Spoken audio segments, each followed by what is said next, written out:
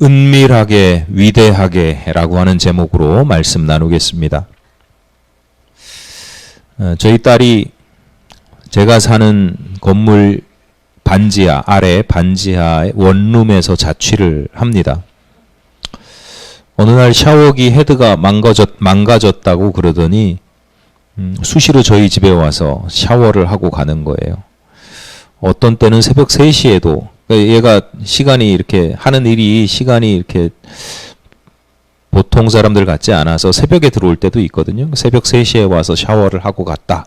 뭐 이런 이야기도 들리고 그래서 빨리 샤워기 헤드를 바꿔라 그랬더니 뭐 바꾸는데 잘 안 된다 뭐 이런저런 얘기를 듣다가 저도 자꾸 잊어버리고 지가 알아서 하겠지 그러다가 어느 날 갑자기 이제 생각이 나서 교회에서 작은 스패너 하나를 찾아가지고 갔어요. 딸네 집에 가서 비밀번호를 누르는데 안 열려요. 그래서 딸에게 전화를 했죠. 야, 여차저차 너 비밀번호 뭐냐? 여차저차 말하지도 않았어요. 야, 너 비밀번호 뭐냐? 왜 바꿨냐? 뭐냐? 그랬더니 안 가르쳐 주겠대요. 그래서 그러더니 이제 제가 샤워기를 점검을 하러 온 걸 이제 짐작을 하고는 자기가 마침 피자집에서 아르바이트를 하고 있는데 무슨 배달 때문에 자기 집 앞을 지금 지나갈 예정이니 기다리라는 거예요. 그래서 기다렸더니 와서 자기가 눌러주고 열어줘서 그리고 제가 가서 이제 고쳤어요. 제가 그때부터 지금까지도 비밀번호를 묻지 않습니다. 요즘 젊은 부부 사이에 그 시부모님이나 또는 친정 처가 부모님께 현관 비밀번호를 알려줄 수 있느냐 없느냐 뭐 이게 일종의 민감한 문제라고 그래요. 어떤 사람은 알려줘야 된다. 어떤 사람은 알려주면 안 된다. 뭐 이런 이야기들을 한다는데 저도 옛날 사람인가 봐요. 저게 왜 고민할 문제지? 개인적으로는 저게 왜 저렇게 심각하게 고민할 문제일까? 왜냐하면 부모님께도 감추어야 할 것이 있나 싶기도 하고 또 부모 입장에서도 그 뭐 비밀번호 안다고 해서 아무 때나 들어가서 막 뒤지거나 뭐 훔쳐가거나 뭐 괴롭히지 않을 거 아니에요. 요즘 세상이 어떤 세상인데요. 가면 간다 얘기할 것이고 뭐 그때 없다 그러면 그럼 비밀번호 열고 내가 들어가겠다. 아니면 비밀번호 아시니까 그때 들어오세요. 뭐 이렇게 대화하는 게 자연스러울 것 같은데 그리고 부모님이 뭐 그 집에 들어가 봐야 뭐 해악을 끼치겠어요. 뭐 하나라도 도와주려고 하고 서로 필요해서 하는 거고 저는 당연히 알려줄 수 있어야 되고 필요하다 그러면 뭐 알려줘야 된다라고 생각을 하죠. 특히 위급한 상황이 생길 수도 있고 이제 뭐 시급한 상황이 생기면 그런 걸 고려하면 마땅히 개인적인 생각이에요. 알려줘야 된다. 알려주는 게 더 낫다. 알려주지 않음으로써 인해서 얻는 이익보다 알려줌으로 인해서 얻는 이익이 훨씬 더 많다. 때로는 치부가 부끄러운 모습이 드러나거나 일종의 간섭을 경험할 수도 있지만 세상 일이 다 그래요. 세상 일이 다 좀 불편한 거 있죠.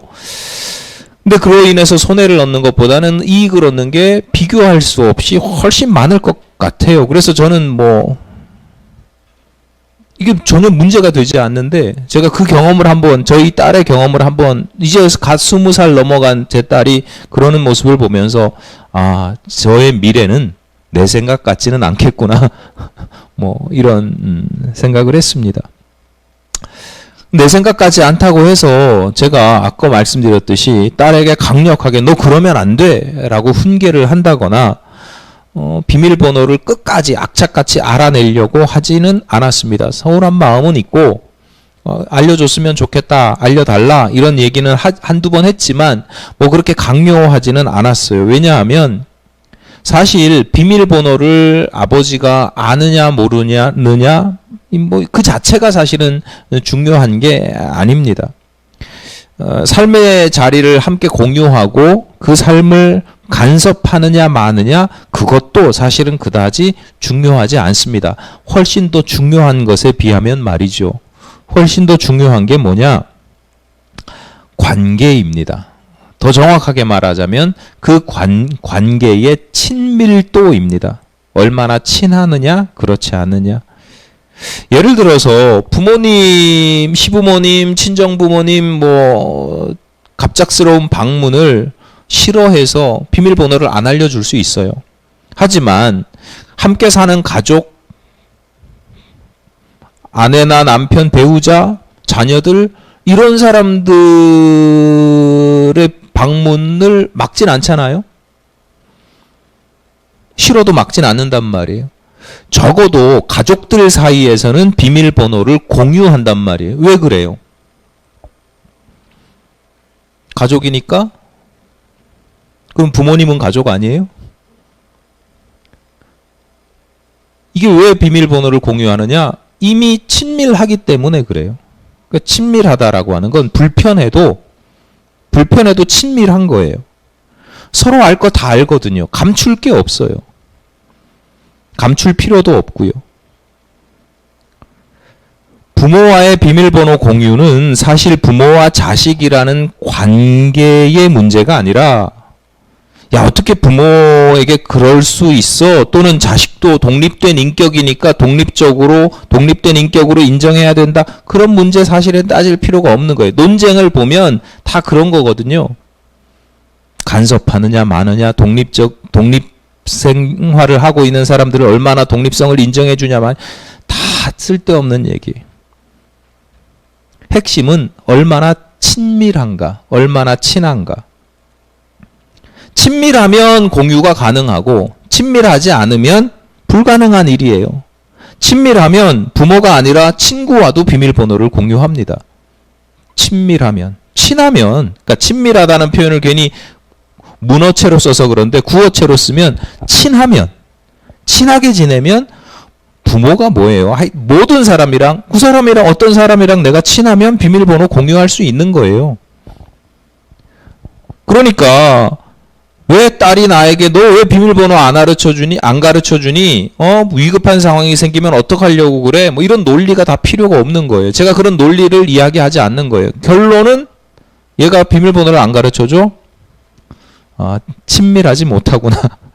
내 딸과 이런 허물이나 이런 것들을 보여줄 만큼 친밀하지 못하구나. 근데 그 친밀함을, 친한 사이 이런 것들을 제가 억지로 강제할 수는 없잖아요. 너 나하고 친하게 지내야 돼? 이렇게 강요할 수 있는 문제가 아니란 말이죠. 관계라는 게 그렇게 강요로 되는 게 아니잖아요. 강요나 설득으로 되는 게 아니잖아요. 비밀번호 문제만이 아닙니다. 예전에는요, 요즘은 잘 모르겠는데 예전에는 남자들이 친해지는 방법, 사람들이 이렇게 관계 속에서 친해지는 방법이랄까 아니면 얼마나 친한가를 보려면 얼마나 친한지를 알 수 있는 방법이 있어요. 몇 가지가 단계가 있는데 첫 번째는 친한 사람들끼리는 밥을 같이 먹습니다. 친하지 않으면 밥 같이 먹는 게 좀 불편하잖아요. 아무리 비싸고 맛있고 좋은 음식이라고 하더라도 왠지 저 사람이랑 같이 밥 먹는 게 불편한 경우가 있어요. 근데 밥을 그냥 같이 먹는다 그럼 친한 거예요. 그 다음 단계는 뭐냐면 남자들, 교회 안 다니는 남자들 얘기. 그 다음에는 술 마시는 거예요. 같이 술을 마신다. 밥 먹고 술까지 마신다. 그럼 더 친한 거예요. 그럼 세 번째는 뭐예요? 잘 모르세요? 목욕탕을 같이 가면 친해지는 겁니다. 목욕탕을 같이 가면 친한 사이예요. 이게 뭐냐? 밥 먹고 술 먹고 목욕탕 같이 가는 거 이게 다 뭐냐면 사적이고 은밀한 부분을 공유하는 거예요. 부끄러운 모습도 있고 인생의 치부도 있죠. 예를 들어서 밥 먹고 술 마시면서 좋은 이야기, 성공한 이야기, 덕담, 격려 이런 거 해줄 것 같아요. 남자들이요. 여성분들은 같이 모여서 수다 떨면서 어머 너 참 잘됐다. 남자들은요 절대 그러지 않습니다. 남자들의 이야기들은 대부분 서로 공격합니다. 잘됐다 그러면 하여튼 욕하고 그럽니다. 친구 인생에 그래서 실패한 이야기, 연애사, 남 뒷담화하는 거, 호박씨 깐다 그러죠. 누구 이렇게 흉보는 거, 욕하는, 그건 여자분들도 마찬가지잖아요. 그런 이야기들을 주로 해요. 그러니까 사실은 좋은 이야기를 나누지 않는데 그런 것들을 공유하는 거예요. 비밀을 공유하는 거예요. 친한 사이일수록요, 이건 남자들만이 아니에요. 우리 인생의 대부분이 그런데 친한 사이일수록 세상 누구도 알지 못하는 두 사람만 아는 비밀이 존재하는 경우가 많습니다. 친한 사이일수록.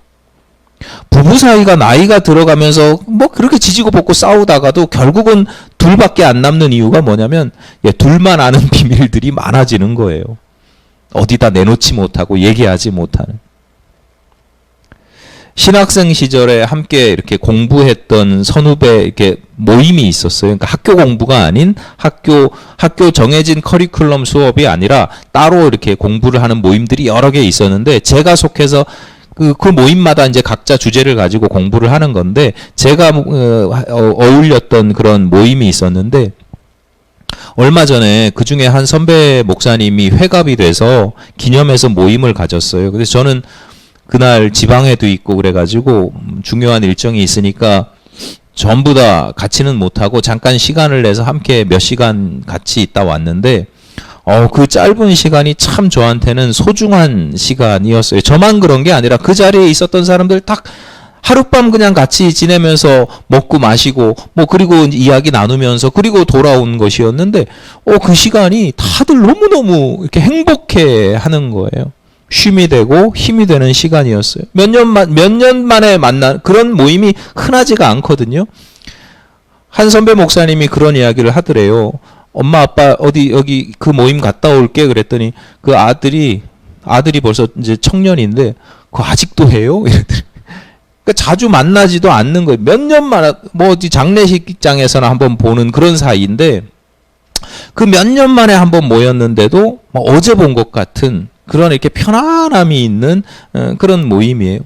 근데 여러 가지 이유가 있겠죠. 그 중에 핵심은 뭐냐면 젊은 시절을 함께 공유했던 거예요. 근데 그 젊은 시절이라는 건 어떤 시절이냐면 20대에 막 좌충우돌하고 치기 어리고 시행착오를 겪고 뭐 그런 생각과 그런 태도들을 이미 다 보여줬어요. 그러니까 서로 감출 게 없는 거죠.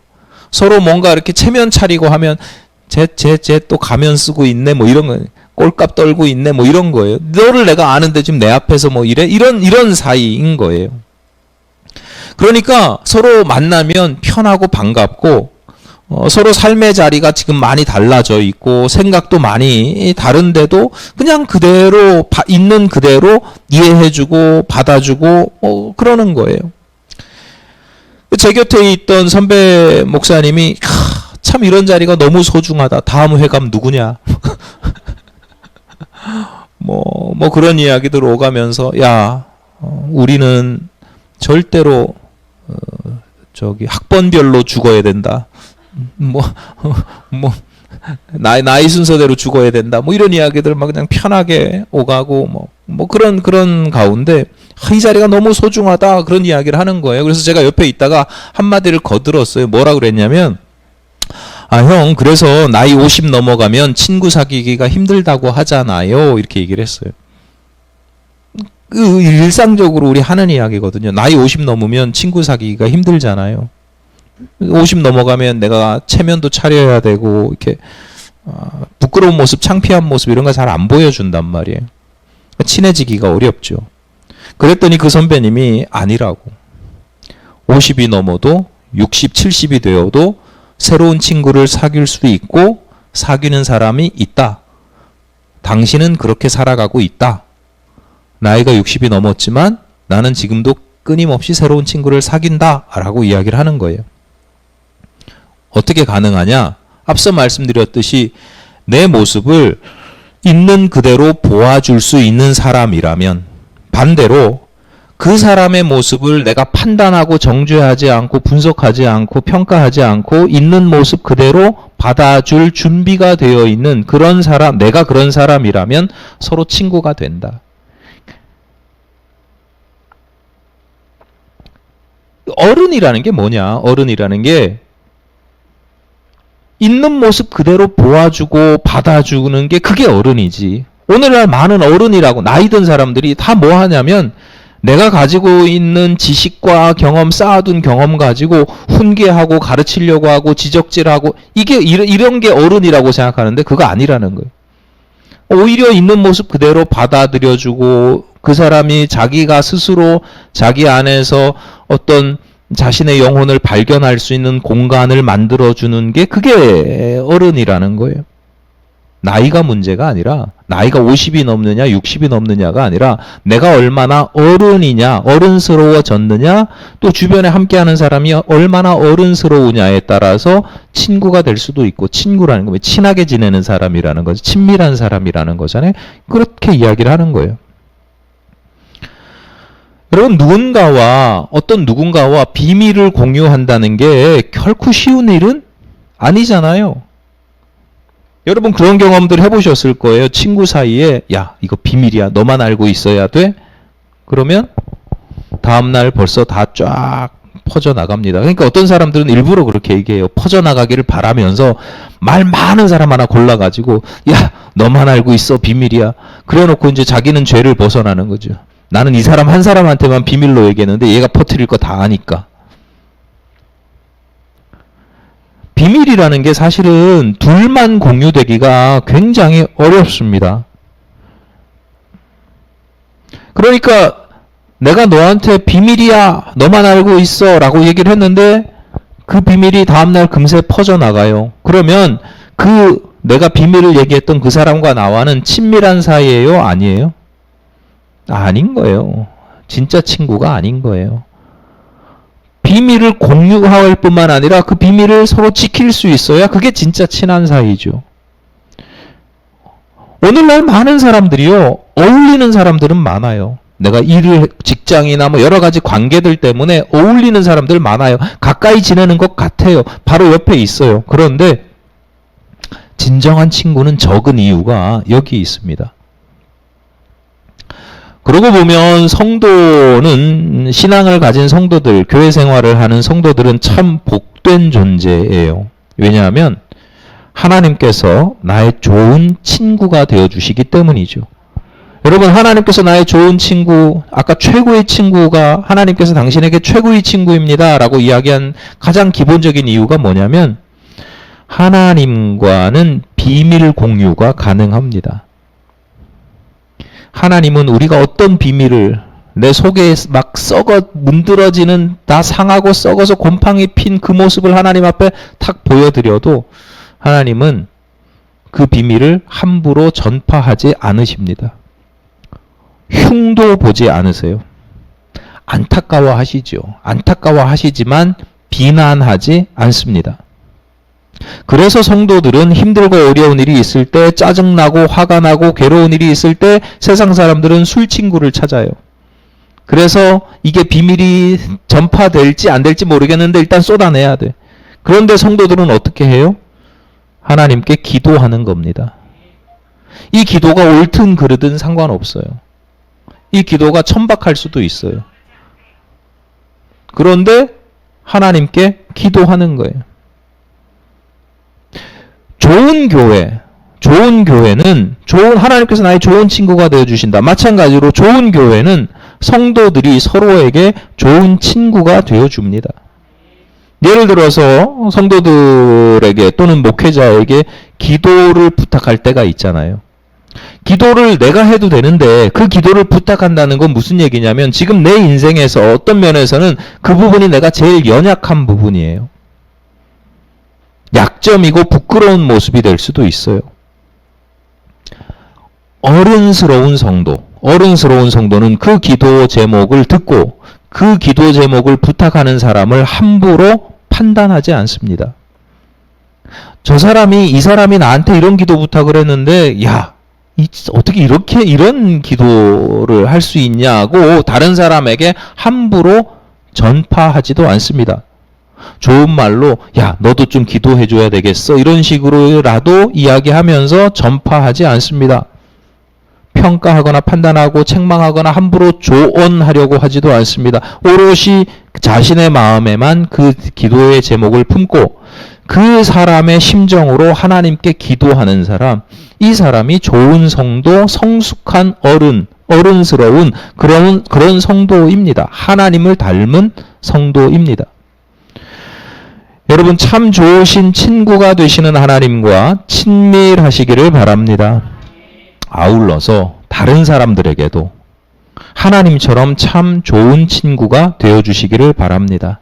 그런데 내가 하나님과 친밀한지 아닌지를 알 수 있는 방법이 하나 있는데 하나님과 나만의 비밀이 있는 거예요. 하나님과 나만 아는 비밀. 내가 다른 저 사람과 얼마나 참 좋은 친구인지 알 수 있는 방법도 마찬가지예요. 방법이 많이 있지만 그 중에 하나가 뭐냐면 그 사람과 나만의 비밀이 있는가. 그 사람의 은밀한 부분을 혹시 내 마음에만 품고 있는 사람이 있는가. 그 진짜 친한 친구예요. 오늘 본문은 일명 산상수훈이라고 부르는 부분의 일부입니다. 예수님께서 산 위에 올라가셔서 산 위에 올라가셔서 그 산자락 아래에 있는 사람들에게 교훈의 말씀을 전한 거예요. 여러 주제의 교훈들이 이렇게 막 혼재되어 있는데 오늘 우리가 읽은 본문에서는 두 가지의 소재가 있어요. 하나는 구제하는 것, 남들을 도와주는 것, 가난하거나 힘든 사람들을 도와주는 것인데 4절을 보세요. 함께 읽겠습니다. 시작. 내 구제함을 은밀하게 하라. 은밀한 중에 보시는 너의 아버지께서 갚으시리라. 다른 사람을 도와줄 때 외식하지 마라. 잘 보이려고, 다른 사람에게 잘 보이려고 나 이런 사람이야 이렇게 으쓱대려고 하지 마라.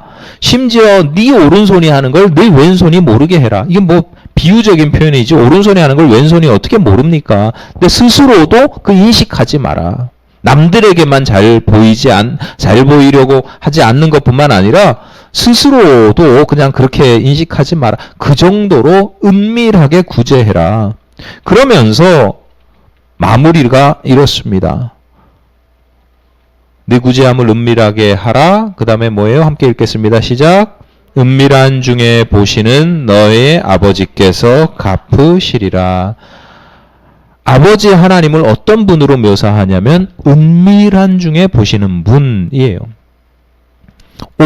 이어지는 5절과 6절의 소재는 기도입니다. 종교별로, 종파별로 전형적인 기도의 모습이 있거든요. 예를 들어서 절에 가면 불가에서는 어떻게 기도합니까? 기도하는 형태가 절이니까 절을 죄송합니다. 한번 웃겨보려고 했는데 예, 죄송합니다. 절에서는 절을 합니다. 108배를 하기도 하죠. 그냥 만나면 합장을 하기도 하죠. 기독교에서는 기도할 때 어떻게 합니까?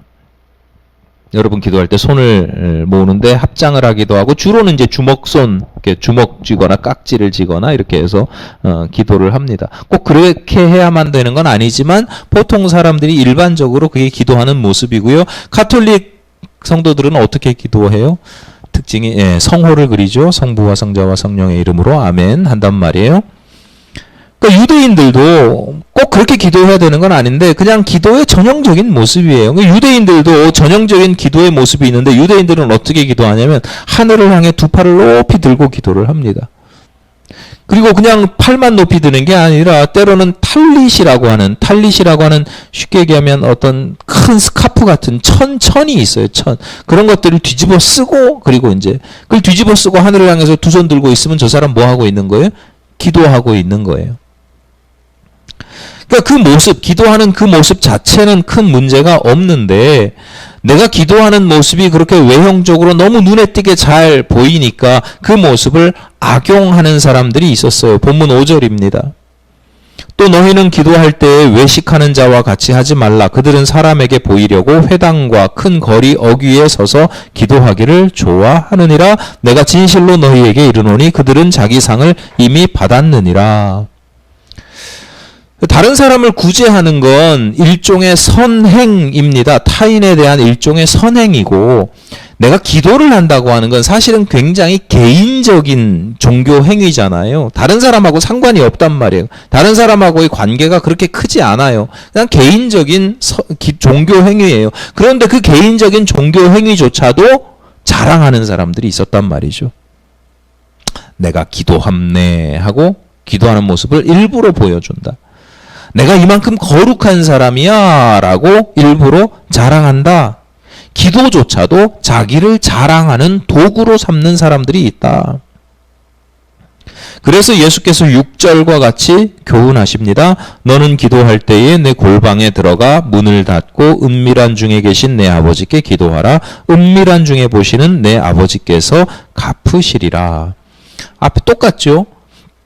은밀히 기도해라. 그리고 마무리는 앞의 경우 그 구제의 경우와 똑같습니다. 은밀한 중에 보시는 네 아버지께서 갚으시리라. 왜 은밀히 기도해야 되냐면 하나님은 은밀한 중에 보시는 분이야. 이런 이야기예요.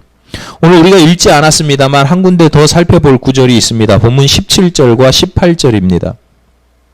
너는 금식할 때에 머리에 기름을 바르고 얼굴을 씻으라. 이는 금식하는 자로 사람에게 보이지 않고 오직 은밀한 중에 계신 네 아버지께 보이게 하려 함이라. 은밀한 중에 보시는 네 아버지께서 갚으시리라. 기도와 마찬가지로 금식도 일종의 자기 개인적인 종교 행위거든요. 다른 사람과의 관계가 없는. 그런데 이걸 자랑하는 사람들이 있었다는 거죠. 내가 금식함네, 내가 이렇게 거룩한 사람임네 라고 자신을 자랑하는 도구로 삼는 사람들이 있었는데 예수님께서 금식하는데 티를 내지 마라 이렇게 이야기를 하시는 거예요. 그런데 골방에 들어가서 기도하는 것은 기도하는 자신을 감추는 데 있어서 그나마 소극적인 방법이에요. 그냥 감추면 되니까. 그냥 사람 있는 데서 기도 안 하면 되니까. 그런데 금식을 감추는 데는 좀 더 적극적이죠. 일부러 얼굴에 기름을 바르고 화사한 얼굴을 만들어내야 되니까 위장하고 포장하는 거잖아요. 그러니까 좀 더 적극적입니다. 적극적이든 소극적이든 다른 사람과의 관계가 있든 없든 개인적인 종교 생활이든 뭐 어쨌든 간에 구제든 기도든 금식이든 다 마찬가지로 마지막에 어떻게 정리되냐면 은밀한 중에 보시는 내 아버지께서 갚으시리라. 예수께서는 하나님 아버지를 어떤 분으로 묘사하느냐? 은밀한 중에 보시는 분이라는 거예요. 이게 무슨 뜻이에요? 하나님께서 몰래 숨어서 우리가 뭐 하는지 이렇게 막 일거수일투족을 보시면서 감시한다는 뜻일까요? 제가 오래전에 아마 한 고등학생 때일 것 같은데 오래전에 들었던 간증입니다. 간증의 내용이에요. 어떤 분이 기도하다가 입신이 들었어요. 입신 아시나요? 요즘에는 그런 은사라 그래, 신비체험, 은사체험 이런 것들 별로 없어서 잘 모르시는 분들도 계신데 입신이라고 하면 이제 뭐라 그래야 될까요? 신들리는 거죠. 이제 뭐 하여튼 입신에 들어갔는데 입신에 들어간 상태에서 천국을 가셨다는 거예요. 천국에 가셨는데 하나님께서 비디오 테이프를 하나 틀어주시더라는 거죠. 그랬더니 그 비디오에서 이렇게 녹화된 게 이렇게 딱 나오는데 자기는 기억도 못하던 과거의 자신의 부끄러운 모습들이 그대로 녹화되어 있었다. 그래서 이 간증하시는 분이 이렇게 이야기를 합니다. 온 우주가 하나님의 녹화기이니까 하나님을 속이지 말아라. 하나님은 우리의 일거수일투족을 모두 아시고 내 삶은 녹화되고 내 말은 모두 녹음된다. 이렇게 이야기를 하시는 거예요. 구절구절 들어보면 틀린 말이 하나도 없습니다. 맞는 말이에요. 아멘 하셔도 돼요. 다만 그런데 가만히 생각해 보세요. 그 신비체험을 하신 그분에게는 그 하나님이 필요했을 수도 있어요. 자꾸 하나님의 눈을 속이려고 하고 그런 모습이어서 필요할 수는 있어요. 그러나 그분이 경험한 하나님이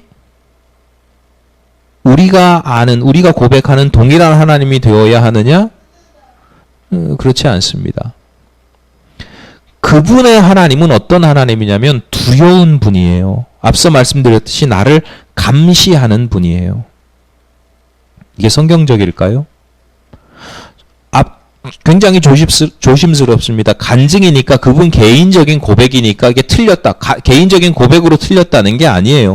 이건 모두에게, 모든 성도들에게 적용할 수 있는, 하나님은 그런 분이야 라고 하나님은 그런 분이야 라고 과연 성경에서 말씀하시는 하나님이 그런 분일까요? 오히려 여러분 잘 들으세요. 감시하고 고발하고 정죄하는 건요, 사탄의 속성이에요. 사탄의 특징이 뭐냐면 그냥 뭐 하나 잘못된 거 없나 감시하고 그거 고발하고, 그리고 너 이거 잘못했으니까 넌 죽어야 돼. 넌 하찮은 존재야. 막 그런단 말이죠. 성도는 하나님의 은혜에 감동받아서 순종하는 사람이지 벌받고 지옥 갈까봐 무서워서 복종하는 그런 존재가 아닙니다. 요즘 이단 사이비들 막 나오잖아요. 한결같이 어떻게 하느냐, 하나님을 무서운 분으로 묘사를 하면서 복종하게 만든단 말이에요. 전형적인 사탄의 공작이에요, 그건. 예수님께서 은밀한 중에 보시는 내 아버지, 하나님을 은밀한 중에 보시는 하나님으로 묘사하고 있는데, 이 은밀한 중에 보시는 하나님은 그런 뜻이 아니에요. 설교 서두에 그래서 한참 동안 제가 말씀을 드렸는데, 그 설교 서두에 사용한 표현에 비유하자면 은밀한 중에 보시는 하나님 무슨 뜻이냐? 하나님과 비밀 공유입니다.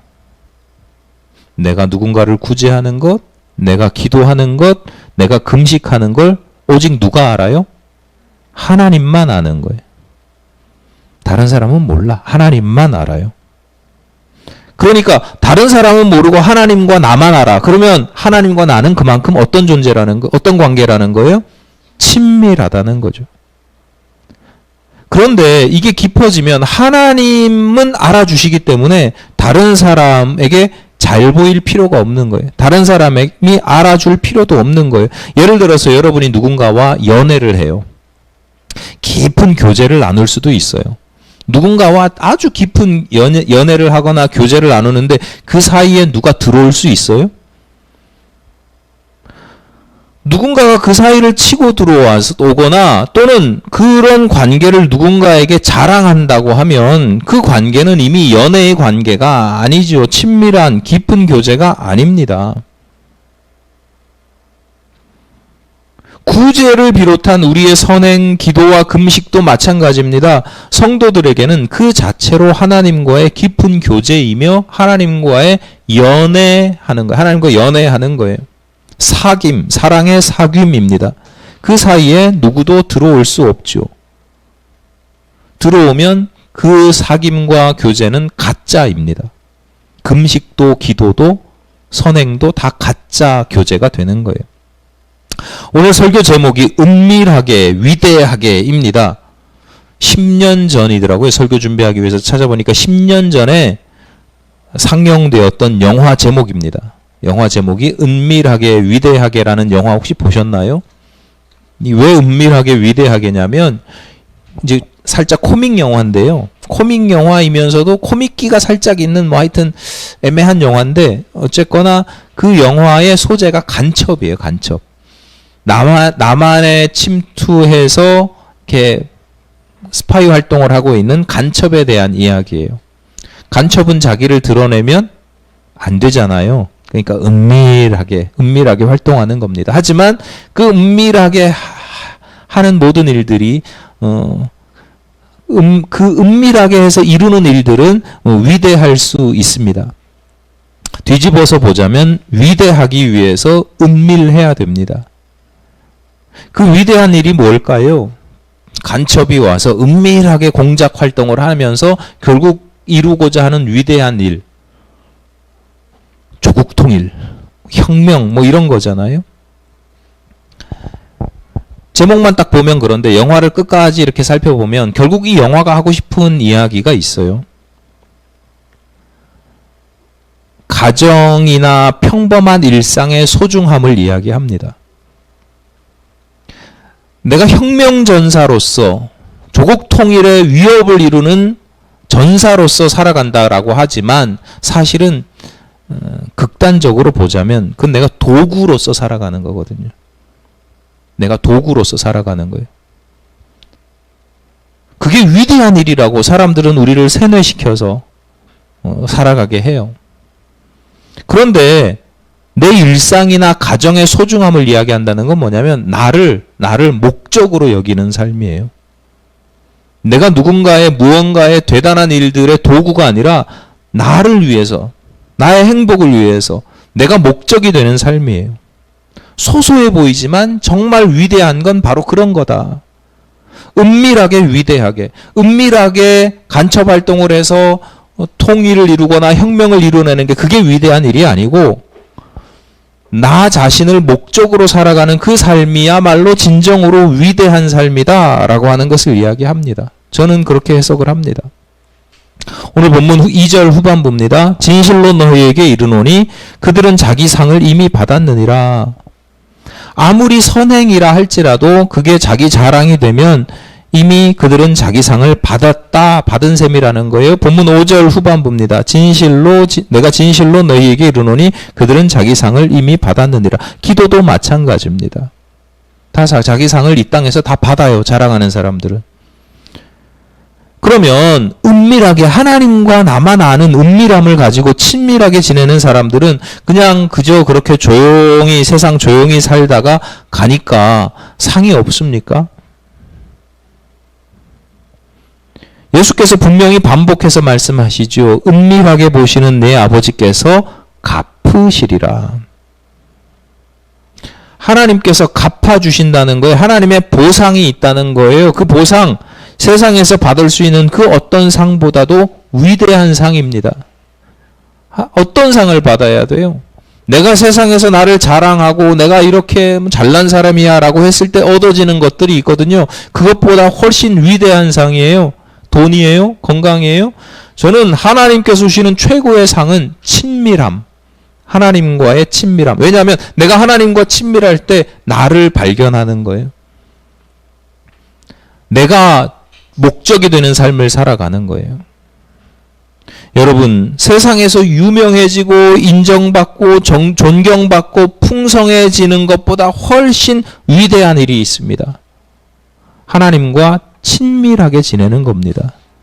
하나님과 친밀하면요, 매 순간순간이 행복하고 평안하고 매 순간 내가 일부러 의도하지 않았지만 매 순간 나의 모든 언행심사가 가치 있는 일이 되고 거룩한 일이 돼요. 그것만큼 위대한 일이 어디 있어요? 내 안에 하나님께서 거하시면서 친밀한 만큼 친밀하면 친밀할수록 나에게서 하나님의 모습이 보이는 거예요. 그것만큼 위대한 상이 어디 있어요? 친밀하신 하나님께서 내 인생을 책임져 주시는데 여러분 혁명이나 조국 통일 그건 그들의 이야기라 할지라도 성공이나 성과의 수단으로 살아가는 게 아니라 하나님과 함께 거룩한 존재로 살아가시기를 바랍니다. 진정으로 위대한 것이 무엇인지 깨달을 뿐만 아니라 하나님과 친밀하게 지내시기를 바라는데 하나님과 친밀하게 지낸다는 건 뭐냐? 하나님과의 은밀한 공유함이 있는 것, 비밀의 공유가 있는 것, 그게 하나님과 친밀하게 지내는 겁니다. 은밀하게, 위대하게 살아가시기를 간절히 바랍니다.